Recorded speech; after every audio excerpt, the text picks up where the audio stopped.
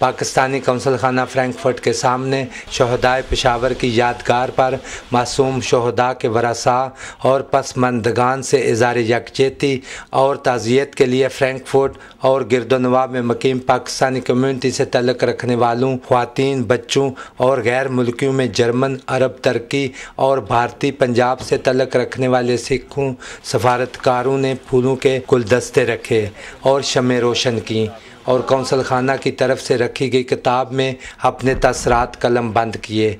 हम सिर्फ यही कहना चाहते हैं, तो जर्मनी में जितने भी लोग हैं, बच्चे हों या बड़े हों, हम उन औरतों के साथ हैं, उन मर्दों के साथ हैं जिन्होंने अपने बच्चे खोए हैं। मुश्किल है ऐसे हालात में फिर से एक होना, होप बनाना, लेकिन होप बनानी पड़ती है और ऐसे ही हालातों की वजह से कौम ज़्यादा पास आनी चाहिए और उन्हें ज़्यादा स्ट्रॉन्ग होना चाहिए और एक्शन लेना चाहिए। कौंसल जनरल डॉक्टर इम्तियाज़ अहमद काजी ने कहा, हमें अपनी सफ़ों में इत्तेहाद पैदा करना और हम सब को मिलकर दहशत गर्दों का मुकाबला करना होगा कि मिल के इन सारी दहशत गर्दों का और इन चीज़ों का मुकाबला करने के लिए एक सफ़ में आना होगा। ये अकीदे और ये फ़िरके यहाँ ये छोड़नी होंगी। हमें मिल के अपने मुल्क के लिए एक पाकिस्तानी होकर सोचना होगा। ये हम सब का मसला है।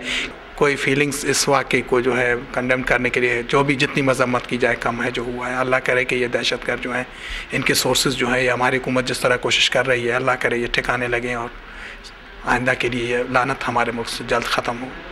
सिख बरादरी का कहना था कि जानू का नजराना पेश करने वाले शहदा की कुर्बानी रायगाह नहीं जाएगी।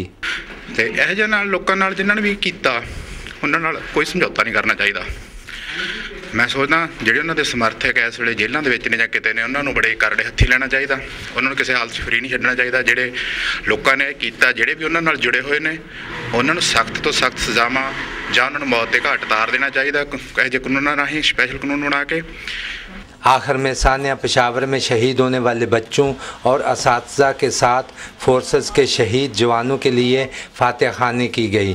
Shabir Ahmad Khokhar, Pakistan television news, Frankfurt, Germany.